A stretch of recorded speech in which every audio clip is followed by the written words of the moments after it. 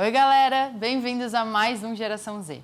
Hoje a gente vai conversar com um empresário preocupado com a ética e a integridade das empresas. Ele começou a empreender muito cedo. Com 14 anos, quando ainda morava em Bauru, no interior de São Paulo, criava logotipos para pequenos negócios. Aos 16, já trabalhava com grandes empresas da região e quando fez 18 anos, decidiu que era hora de arriscar. Com pouco dinheiro e garantia zero, se mudou para Florianópolis, buscando o sonho de ter uma empresa de sucesso. Foi em 2020 que o empresário José Castelhan criou uma plataforma digital com vários treinamentos voltados para o compliance e para a proteção de dados. Além disso, a empresa tem soluções personalizadas para cada negócio. Oi, José, tudo bem? Seja bem-vindo. Muito obrigado. Vamos conversar um pouco sobre a sua empresa. Me conta como ela funciona. Basicamente, a Altra ela nasceu em 2020, né? E com foco ali de ajudar empresas nesse processo de conscientização em ética e integridade. A gente sabe que o ambiente corporativo é um ambiente muito complexo e por muitas vezes nada inclusivo, enfim, outras coisas. E hoje a gente ajuda na capacitação e conscientização de colaboradores de grandes empresas em diversidade e inclusão, assédio moral, prevenção à lavagem de dinheiro, combate ao financiamento ao terrorismo e daí por diante. São vários temas que acabam abrangendo ali todo esse globo de ética e integridade, que vai desde empresas reguladas como bancos, empresas do setor de saúde, varejo e até empresas que necessariamente não são reguladas, mas estão ali necessitando de conscientizar os colaboradores.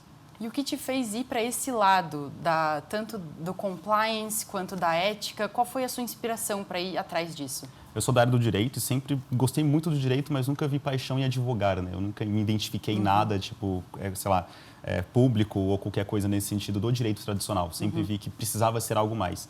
E aí eu encontrei nesse caminho de inovação uma interseção entre o direito e a inovação e foquei muito em se desenvolver nessa área, né? E aí, então, descobri o compliance no meio disso e vi que ali eu tinha uma chance de ter algo com muito propósito, de fato, mudar não só a vida das pessoas, mas também a vida das empresas, né? Porque a gente sabe que o ambiente corporativo, ele retém mais talentos, o ambiente corporativo saudável, ele acaba retendo mais talentos, ele ajuda as pessoas a se desenvolver e ele acaba também sendo um ambiente confortável para as pessoas que estão ali dentro, né? Então, eu fui para a área de compliance justamente por esse motivo, de ter um propósito que, de fato, impactasse o dia a dia corporativo, de grandes empresas no geral, não só no Brasil, mas como também no mundo. Isso é uma coisa que você queria desde pequeno? É uma coisa que surgiu do nada? Como aconteceu? Eu sempre quis empreender, mas não na área do compliance, né? Sempre tive aquele sonho de criança de empreender. Eu nunca fui uma criança que quis ser bombeiro, polícia, advogado ou qualquer outra coisa assim. Então, com 14 anos, eu falava para minha mãe que eu queria estar com a maleta, mochila em Nova York, correndo, porque, enfim, nunca fui para Nova York ainda, mas sempre foi um sonho muito de criança, assim, de ver os filmes e querer estar naquela correria, naquele estresse, o cafezinho na mão. Sempre foi muito essa vontade, assim, de estar nesse estresse, né? E eu sempre quis empreender para dar oportunidades para outras pessoas. Então, como eu venho de uma família humilde, enfim, uma família ali que, graças a Deus, não passou necessidades nem nada, mas é uma família que não tinha condições de eventualmente mandar para fazer um intercâmbio ou qualquer coisa assim. Então, eu precisava de ter esse propósito muito maior do que necessariamente só se formar, fazer ali o quadradinho perfeito, né? Então, sempre fui muito rebelde nesse sentido. E como foi crescer no interior de São Paulo com todos esses grandes sonhos de ir para a cidade para tratar desses assuntos de empreendedorismo? Muito difícil. Não é à toa que eu saí, né? O Bauru é uma cidade, tem ali parte boa, né? Seus benefícios, não é tão pequena assim, tem 300 mil habitantes, é tão grande quanto outras cidades aqui de Santa Catarina, mas ainda assim é uma cidade muito limitada, né? Então você tem o setor agro que é muito forte, tem outros setores ali muito tradicionais, então, enfim, varejo, etc. Mas ainda assim é uma cidade que ela tem uma limitação muito grande na mente das pessoas e eu precisava abrir um pouco mais isso, né? Então, sendo uma pessoa muito rebelde nesse sentido ali de não querer seguir uma linha contínua e sair um pouco disso, romper esse ciclo, precisei de fato de romper também um ciclo meu, né? Então, deixei família, deixei todo mundo, vim sozinho para Florianópolis, justamente para expandir mais esse leque ali de oportunidades que eu poderia ter empreendendo. Nossa, e que grande mudança que foi para sua vida isso, né? Com certeza. Como é que foi esse processo para você? Nada planejado, totalmente desestruturado. Nossa. Eu tinha acabado de começar a faculdade de Direito, estava no primeiro semestre, era em junho, assim, quase junho, enfim, estava chegando em junho, estava quase finalizando o primeiro semestre de Direito.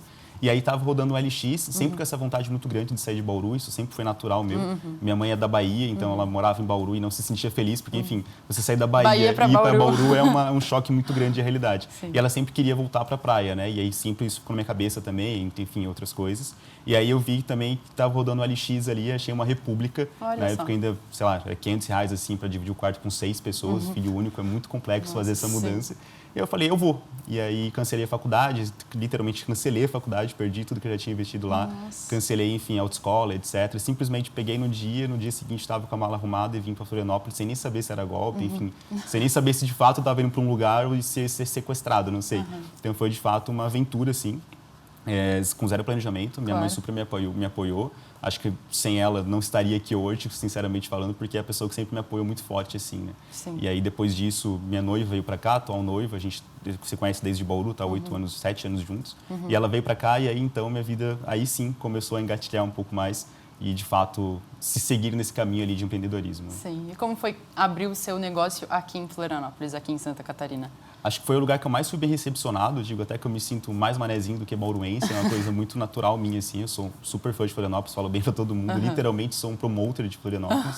Porque eu vejo muito essa abertura da conexão daqui, né? Agora, com as possibilidades de viajar para São Paulo, ir para São Paulo, você vê que o mercado lá de tecnologia é muito mais fechado que o mercado de Santa Catarina. Sim. Então, aqui você conversa com o concorrente, você toma café com o concorrente, você toma café com a alta diretoria da CAT, enfim, você consegue chegar em níveis ali, em locais que você não conseguiria chegar em São Paulo. De forma alguma, você conseguiria chegar no mesmo lugar que você chega em Floripa, em São Paulo. Eu acho que a cidade ela abre muitas mãos assim para realmente receber as pessoas. Então, quando eu até cheguei e tive a primeira ideia de empresa de tecnologia ali, que na época era Mahalo, uma empresa de surf, eu nem sei surfar, mas na época era Mahalo.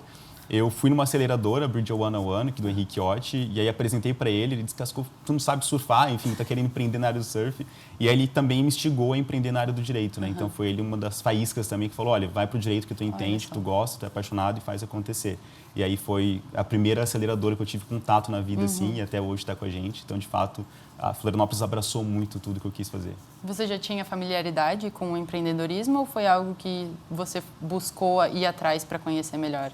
Meu pai sempre tentou empreender, foi uma pessoa que sempre lutou muito na vida, assim, e aí tentou ter várias oficinas, ele é mecânico diesel, enfim, tentou várias e várias vezes, e acabou não dando certo algumas, tentou criar empresa de viagem, etc, e nunca teve muito sucesso, mas eu sempre vi muito aquela luta e talvez tenha sido instigado por isso, desse desafio de sempre estar lutando ali, né? Ao mesmo tempo que eu poderia ter ficado traumatizado, enfim, por questões ali de estresse, etc, de acompanhar tudo isso, mas eu gosto muito dessa questão de empreendedorismo, então nunca tive uma familiaridade tão próxima, não é algo que eu acompanhava tão próximo assim, porque eu era bem pequeno, enfim, tinha 8, 10 anos, mas sempre gostei muito de estudar sobre. Então, desde pequeno estudando, assistindo filmes, séries, etc., que falava sobre. E quais foram as maiores dificuldades para criar a sua empresa, você diria? A primeira de todas foi a falta de uma rede de apoio. Acho que isso foi o grande ponto, assim, porque, enfim, quando você vem de uma cidade como Bauru, você não tem tanto apoio como você teria se você fosse natural de Florianópolis, né? Então, acaba você não conhecendo pessoas e a conexão, ela faz muita falta. Claro. Hoje, por exemplo, é muito mais fácil. Eu conheço muitas pessoas, conheço pessoas que conhecem outras pessoas, então isso facilita muito. Mas há 6 anos atrás, eu não conhecia ninguém, não conhecia os vizinhos, não conhecia nada, não conhecia nem Florianópolis, eu nunca tinha vindo para Florianópolis. Nossa, então, olha só, só ia para Balneário Camboriú, né? e Joaquina, eram as Claro. duas coisas que eu fazia. E aí, vim para Florianópolis realmente com um tiro no escuro. E aí teve essa dificuldade, além de você ser jovem e enfim, eu fazia estágio na época numa empresa de construtora, enfim, ganhava ali muito pouco. E aí, com isso, tinha que também fazer outros freelancers, outras coisas, daí por diante. E no meio de tudo isso, ainda empreender. Eu acordava às 4 da manhã para ir fazer faculdade. Eu passei na Univale na época, né, Cobra Sol. E aí eu acordava às 4 da manhã para sair do Rio Vermelho e chegar às 8 da manhã no Cobra Sol. Então, assim, era muito longe o caminho. E nesse meio tempo, eu tinha que ir pensando em alguma coisa de empreender. Ou ia dormindo, que era o tempo que eu tinha. Nossa. Então, foram muitas dificuldades no dia a dia, assim, que todas elas se resumem a uma falta de rede de apoio. Eu acho que esse é o grande ponto, assim. Que o empreender sem isso, ele é muito mais difícil. Mas eu acho que ele também tem muito mais paixão na jornada, assim. Claro. Porque eu sempre sento ali com a minha noiva e a gente olha para trás e fala, olha, há 1 ano atrás a gente tinha que escolher, há 3 anos atrás tinha que escolher se ia comprar batata frita para fazer um final de semana diferente ou se ia comprar uma batata para fazer carne com batata. Nossa. Então, eram muitas essas questões ali realmente de tudo bem contadinho, assim, Sim. sabe? Qualquer erro que eu tivesse, eu não teria uma rede para voltar ou alguém que eu tivesse ali para contar. Então, de fato, era muito medo, assim. Acho que o medo e a falta de apoio foi o mais geral, assim. Você teve apoio dos seus pais para fazer as decisões? Apoio da minha mãe muito forte, assim. Meu pai também sempre apoiou tudo que eu fiz. Então, minha mãe sempre foi uma pessoa, minha fã número 1, assim. Então, sempre instigou tudo que eu queria fazer. Mas são duas pessoas que têm subempregos, né? Então, minha mãe trabalha, enfim, como balconista, meu pai é mecânico. E os dois não tinham condições de me manter em Florianópolis, que é uma cidade extremamente cara, né? Bauru, com, enfim, R$2.000 de aluguel, você alugou uma mansão quase aqui. Nada. Então, a gente teve uma dificuldade muito grande nesse caminho e aí, por isso, eu tive que muito correr assim atrás. Mas apoio emocional sempre tive. Apoio isso aí, sempre, graças a Deus, sempre foi uma coisa muito forte. Minha noiva também sempre estava ali para, enfim, fazer tudo que fosse necessário. O primeiro pitch que eu tive que gravar para, inclusive, aparecer na TV também foi ela gravando, segurando o celular, assim, na época de 2020, no meio da pandemia. E aí a gente teve essa, né, de mudar para Florianópolis e chegar uma pandemia junto. Então, a gente nem conhecia a cidade. e foi para a pandemia ali enfrentar sem nem saber onde a gente estava. Que momento, né? Nossa. Com certeza. E você diria que a rede de apoio que você recebeu dos seus amigos de Bauru, assim, você sentiu que veio do pessoal da sua idade um incentivo, um apoio realmente para você abrir a sua empresa? Não. Não? Assim, até que quando eu volto para Bauru, volto muito esporadicamente, mas enfim, ninguém empreende. Então, assim, toda a minha faixa de colegas, assim, de amigos, etc., amigos de infância, nenhum empreendedor e nenhum almeja empreender. Então, de fato, foi uma coisa muito minha. E muito fora da linha ali, né? Então, eu não tenho nenhum amigo hoje que empreende, assim, amigo de infância. Tenho hoje pessoas que eu conheci em Florianópolis, eu ia perguntar agora. mas de Bauru, nada, assim. Então, nunca tive um apoio de amizade. Foi mais tipo, vai e vai dar certo. Mas nunca foi tipo, eu vou te ajudar com tal coisa, enfim, outras coisas. Isso realmente não. Sim, e dentro desse assunto de rede de apoio, né? Eu queria direcionar um pouco para a questão da geração Z. Você sente que os empresários da nossa idade, eles te apoiam tanto quanto, sei lá, seus pais ou até empresários mais velhos? Eu, hoje em dia, faço parte ali de um grupo que chama Floripa Under 30 e são vários empresários jovens da geração Z que estão ali nesse grupo. E é um grupo de apoio, assim, incrível. É absurdo a capacidade que esse grupo tem de gerar conexões. Então, assim, se eu preciso de um livro, eu preciso de alguma coisa, de acesso a tal lugar, enfim, essas pessoas vão ali concedendo, vão ali ajudando, mentorando, dando esse apoio na medida do possível, né? E, enfim, pensando na geração Z, acho que esse é o principal ponto que eu teria ali. Eu nunca tive nenhum problema com outros empreendedores dessa geração. Pelo contrário, são todos abertos, porque todos entendem a dificuldade que é empreender jovem, né? Agora, pelo contrário, quando eu ia para São Paulo, agora não mais, mas enfim, antes, há 6 anos atrás, eu parecia muito mais novo. Eu ia para São Paulo e eu tinha muito aquele preconceito de quando você chega numa mesa de um advogado, de um grande escritório, enfim, um escritório multinacional, você senta e a pessoa acha que você é estagiário dele. Então, ele não respeita com a mesma questão que ele respeitaria uma pessoa com barba ou, enfim, outras coisas, que teria não seria da geração Z, por exemplo. Então, acho que entre geração Z eu não vejo nenhum problema. Acho que, de fato, a rede de apoio é muito forte em Florianópolis nesse sentido. E a questão de pessoas mais velhas, você sente que isso, a sua idade, por você ser mais jovem, foi um empecilho para você criar contatos, para você ir atrás de clientes ou alguma coisa assim?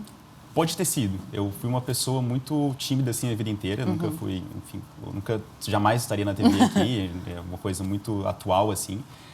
Então, isso dificultou muito romper essa barreira. Mas eu tive apoio de pessoas incríveis aqui em Florianópolis. Uma delas é o Henrique Otti, que eu citei. Outra é o Thiago Schultz, que me deu meu primeiro estágio em Direito em Florianópolis. E até hoje é padrinho do meu casamento, inclusive. Então, é uma pessoa muito especial para mim, tanto quanto o Henrique. Henrique também é meu padrinho. Então, são pessoas que eu conheci em Florianópolis que fizeram parte da minha vida, assim, fazem parte da minha vida, que me abriram mesmo não sendo da geração Z. São pessoas mais velhas, enfim, pessoas ali que já têm sua formação, já têm as suas empresas. E aí, quando eu cheguei, eles abriram para mim como se eu fosse, enfim, uma pessoa tão igual quanto eles, né? Então, acho que não foi uma barreira, mas a barreira maior foi minha mesmo. Acho que não são das pessoas. Em Florianópolis, não. Eu vejo muito essa diferença, assim. Não sei se é uma visão distorcida, mas eu vejo muita diferença da cultura em Florianópolis de você ser recebido, da cultura de São Paulo de você ser recebido. Tem uma diferença muito grande. Vou voltar um pouquinho para a sua empresa agora. Eu queria saber um pouco mais sobre como ela funciona, porque a gente direciona ela para compliance e para ética. Então, me conta um pouco mais de como foi a criação disso, de onde veio essa inspiração, num contexto geral, assim mesmo. Quando a gente fala de compliance, é um termo bonito para uma coisa simples, né? O compliance ele é a conformidade. Então, todas as empresas elas devem estar em conformidade com várias leis, normas, regulações, certificações, etc. Se a gente pegar, por exemplo, ali um setor de fintechs, ou, enfim, empresas de tecnologia financeira, a gente tem o Bacen, a CVM, que são órgãos reguladores que regulam essas empresas. E aí, todas elas têm uma dificuldade em comum, que é conscientizar os colaboradores sobre temas que são complexos. Ninguém chega em casa no sábado à noite, pega uma taça de vinho e assiste um treinamento de combate ao financiamento do terrorismo. É uma coisa que ninguém vai fazer. Tipo, na história, ninguém nunca fez isso. E é um treinamento obrigatório para essas fintechs e outras empresas também. Então, capacitar esses colaboradores e conscientizar é um trabalho muito complexo. Então, aí você exige não só muitos custos, mas também muito tempo de trabalho. E a gente a ideia foi justamente chegar com uma coisa pronta ali. Então, a gente traz a plataforma, que é um box, e aí lá dentro você vai ter mais de 20 treinamentos sobre esses temas, você vai ter todos os treinamentos obrigatórios, vai ter uma plataforma que é auditável.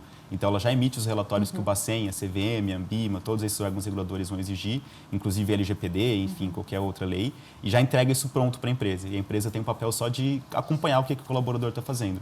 Então, a gente traz toda essa expertise também pedagógica, né? Então, a gente trouxe consultores da área de pedagogia, outras pessoas, para facilitar que também tivesse uma questão ali de variedades. Ou seja, Vamos pegar um exemplo claro ali. A gente atende uma empresa que trabalha com plataformas de petróleo no Rio de Janeiro. E aí você sabe que pessoas na plataforma de petróleo não têm acesso à internet de forma super rápida. Claro que vai mudar agora com a Starlink, mas enfim, não tinha acesso à internet, etc. E aí a gente traz uma plataforma que é facilmente adaptável para qualquer tipo de smartphone, seja um Galaxy Pocket, que nem existe mais, é um iPhone 15, então ela vai se adaptar muito bem, vai funcionar muito bem. Sim. E ela também foi pensada na variedade geracional, porque a gente tem pessoas ali de 80 anos que vai acessar a ferramenta, que tem uma facilidade com tecnologia muito diferente do que eu e você temos. A gente já nasceu numa geração que já tem iPhone, já tem, enfim, outras já tecnologias. Já está familiarizada. Exatamente. Aí quando a gente pega uma pessoa de 80, 70 anos, a gente tem que ter esse lado sensível de entender que ela não vai acessar aquela plataforma, ela não vai gostar de acessar a plataforma. Então a gente criou algo que seja realmente muito didático, que ela vai acessar e vai conseguir realizar, e aí isso rompe todas as barreiras de conscientização da empresa. Então a gente facilita essa implementação de cultura para que de fato a empresa tenha um ambiente ali mais ético, que os colaboradores saibam o que está acontecendo. Agora ainda prevenção a assédio é obrigatório também, né? Então a gente traz esse treinamento para facilitar esse processo nas empresas. Então, a gente vai continuar falando um pouco sobre a sua empresa no segundo bloco, porque a gente vai para um pequeno intervalo comercial e a gente já volta. Maravilha.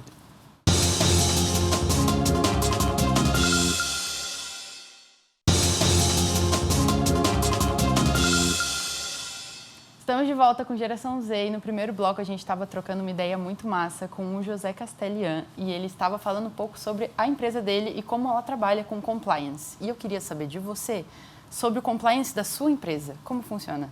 Legal. A gente tem uma preocupação muito forte, primeiramente com a LGPD, né? Acho que foi, inclusive, foi a lei que fez a gente nascer. A gente traz ali essa preocupação no dia a dia, tanto, enfim, com os colaboradores, explicando o que pode e não pode fazer. Então, se o marketing vai tentar fazer uma abordagem comercial, se o comercial vai tentar fazer uma abordagem, a gente explica até onde ele pode ir, quais dados ele pode utilizar. Então, a gente sempre tem esse cuidado, inclusive capacitar nossos colaboradores, né? Então, todos são capacitados desde prevenção à lavagem de dinheiro até anticorrupção, também são capacitados ali sobre LGPD. Então, todo mundo que entra passa por os treinamentos da nossa plataforma, tanto quanto os colaboradores de outras empresas. Então, é uma preocupação muito forte, assim, nossa. E você sente que o compliance em si é algo que a geração Z visa procurar mais hoje em dia? A geração Z, mais do que outras assim, gerações, enfim, não puxando bola pra gente, né? Mas a geração Z, com certeza, é a geração que mais tem essa preocupação latente e natural, assim. Então, não é uma coisa tão forçada, né?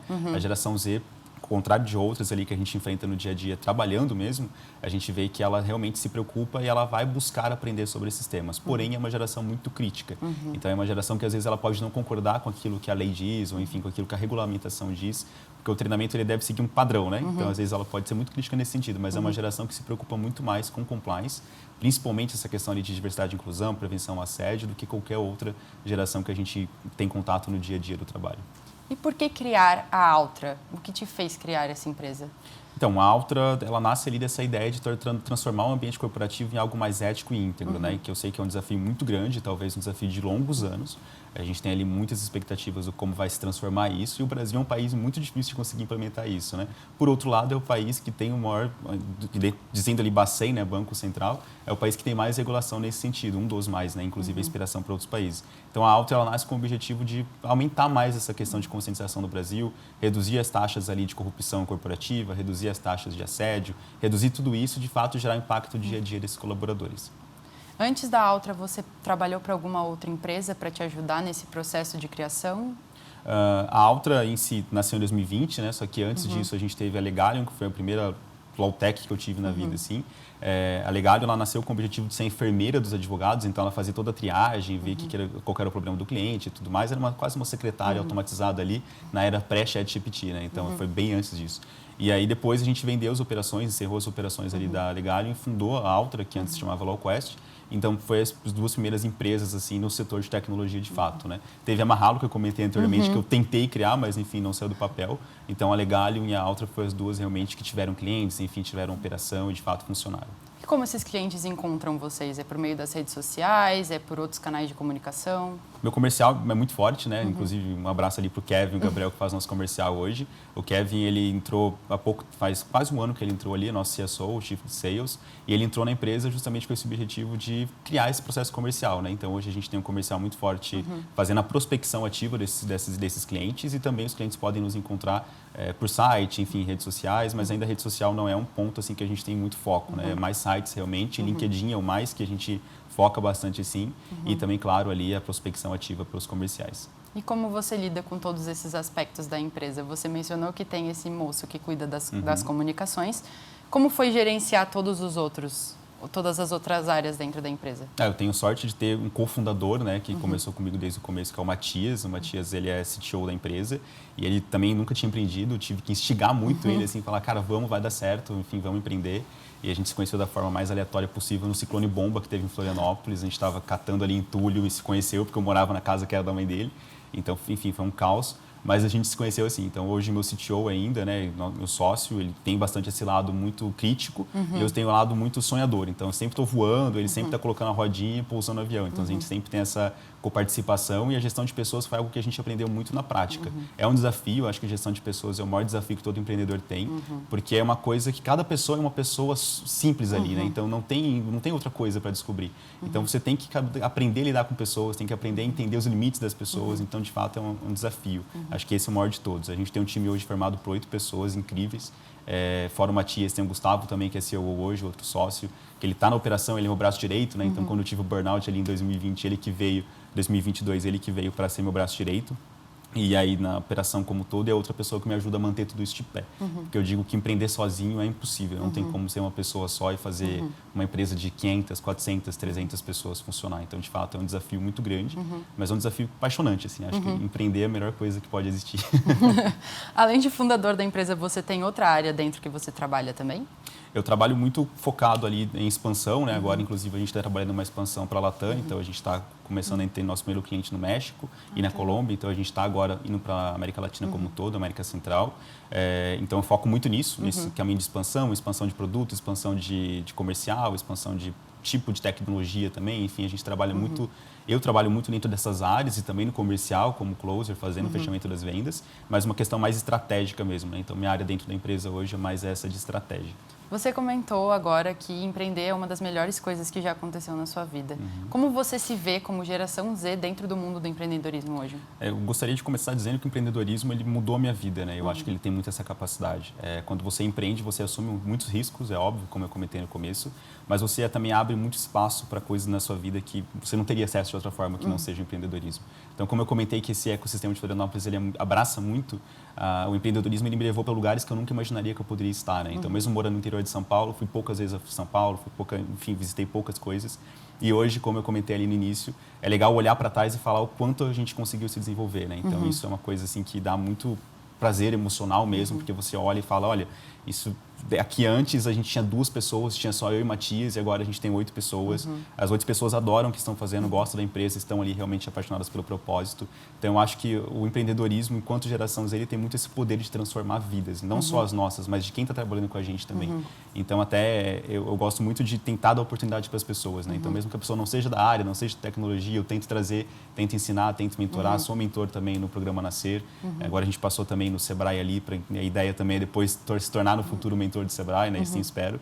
Mas eu vejo muito o empreendedorismo como essa oportunidade de você sair de uma bolha e entrar em outras bolhas e você conseguir se desenvolver muito mais. Acho que o empreendedorismo ele tem muito a agregar na nossa vida e não só financeiramente, mas claro, em aprendizados. Hoje eu sei de coisas que jamais eu saberia se eu não tivesse empreendido, né? Então, a minha cabeça ela é muito maior. A expansão que eu tenho mental assim, ela é muito maior do que seria se eu tivesse ido para um concurso público, por exemplo, e ido contra a minha vontade natural, né? Claro.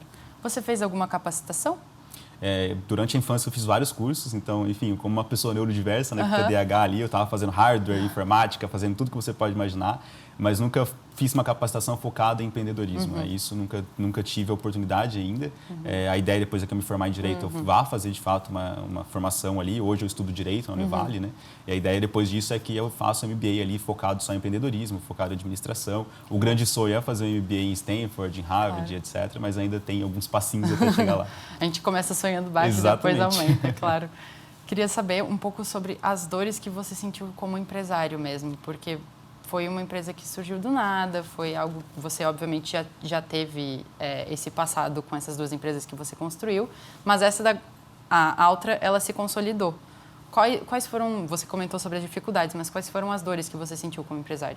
Acho que a principal dor, como eu comentei, é a gestão de pessoas. Acho que essa é uma que, enfim, é o que eu tento me capacitar todos os dias. Então, vejo vídeos, cursos, mentorias e etc.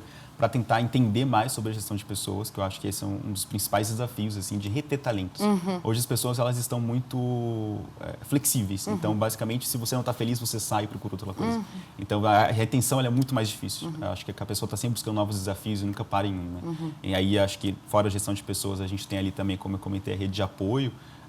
Era uma dor, hoje não é mais, então acho que a principal dor hoje seria realmente a gestão de pessoas e, sem dúvida alguma, a abertura de mercado. Quando eu digo abertura de mercado, eu digo, para você chegar numa empresa ali de faturar bilhões, uma VEG da vida, etc., você conseguir conversar com eles é muito difícil. Então, existe um trabalho muito complexo ali de você conseguir romper essas barreiras, romper esses portões ali que te travam até chegar lá, né? Então, de fato, esse é outra dor muito grande. E tem uma ali que é muito específica, que é a falta de capacitação focada em como empreender. Não aquela básica, né? De, você vai ser MEI, você vai fazer tal coisa, etc. Mas uma formação realmente dos desafios que é você ser investido, dos desafios que é você ter investidores, que também é um desafio ter investidores. É um desafio bom e um desafio também complexo, às vezes, porque você tem que correr atrás de gerar resultado. A gente tem hoje 12 investidores, então é muita gente. Então aí a gente também tem essa dificuldade ali. Mas é muita coisa. E como geração Z, a gente não tem esse conhecimento ainda, né? A gente não... Enfim, tem pessoas que pode ter, claro, mas você tem que ficar buscando. Sim, tem que ir atrás, claro. Então, acho que uma das principais dores também é essa capacitação constante. Você tem que estar sempre buscando ali se desenvolver mais. Sempre indo atrás de estudar um pouco mais para entender um pouco mais sobre o negócio. Sim, com certeza. Quais você diriam que seriam os objetivos futuros para a sua empresa?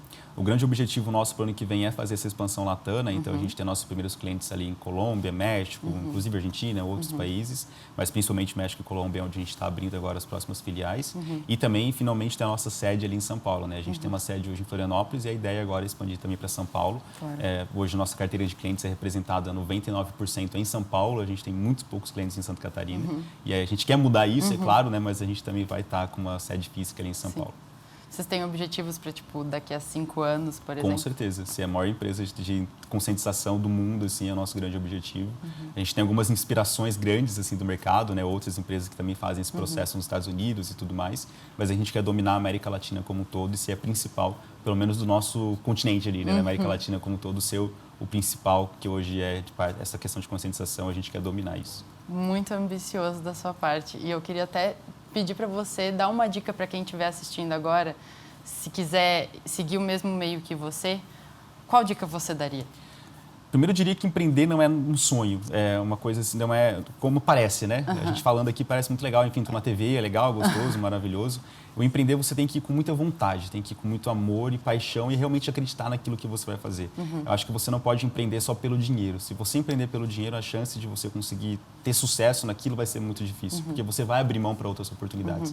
Então, a minha grande dica é faça algo com propósito. Eu sei que isso já é, todo mundo fala, enfim, já é uma coisa frequente das pessoas falarem, mas as pessoas ainda não entenderam isso. Então, o empreendedorismo ele tem que ter um propósito. Seja um propósito pessoal, eu vou mudar minha vida, vou mudar a vida da minha família, mas você tem que fazer aquilo e realmente acreditar no que você está fazendo. Então, a minha dica é muito essa. E a dica é que não pare de sonhar nunca também, né? Porque, enfim, se você não sonhar e você não correr atrás do que você quer, ninguém vai fazer isso por você. É verdade. Então, a geração Z também precisa se aventurar mais. Sim, é uma geração muito... se arriscar. Vou ficar sentado aqui e esperar alguma coisa acontecer. Tem que ir mais para frente, fazer as coisas acontecerem. Então, muito obrigada pela sua participação aqui no programa. Espero que inspire, que influencie e que incentive todo mundo que está assistindo a construir o próprio negócio e também crescer no mundo do empreendedorismo, se quiserem. Obrigada mesmo por estar aqui hoje. Muito obrigado pelo E por dar os seus depoimentos. O Geração Z vai ficando por aqui. Muito obrigada pela participação no programa. Para quem quiser saber mais sobre o Sebrae, o QR Code está aí na tela e nós nos vemos no próximo. Até mais!